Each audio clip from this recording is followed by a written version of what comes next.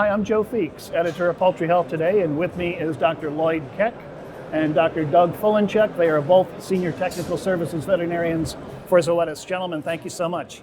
Glad to be here. You're welcome. Now, I said that you're both technical service veterinarians. When I think of a technical service veterinarian, especially in the poultry industry, I think of somebody who's out there working with the customer, doing posting sessions and diagnostics and helping them with their vaccine programs and medications and VFDs and things like that. But it seems like you guys have sort of jumped the fence and you're not just focused on production, you're focused on processing. How did this come about?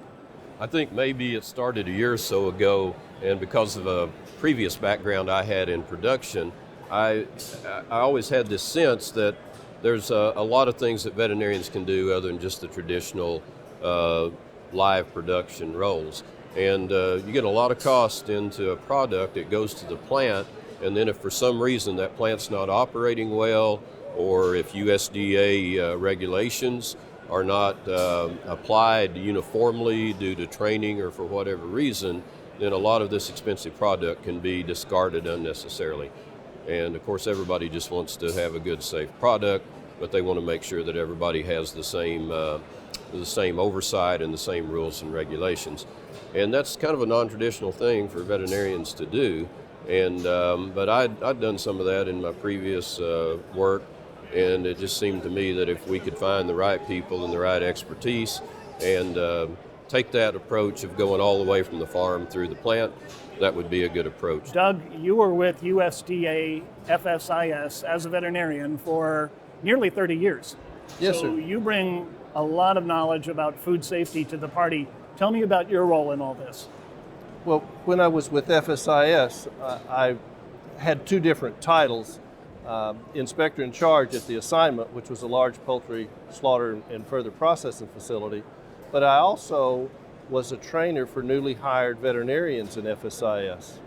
And in that role, I was responsible for teaching the new veterinarians FSIS policy and how to go about doing the daily business of FSIS.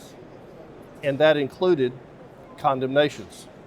And it's an area that I had an interest in and that Dr. Keck and I developed together, because when he was working in the industry, he would come to the plant and we would do carcass condemnation correlation sessions.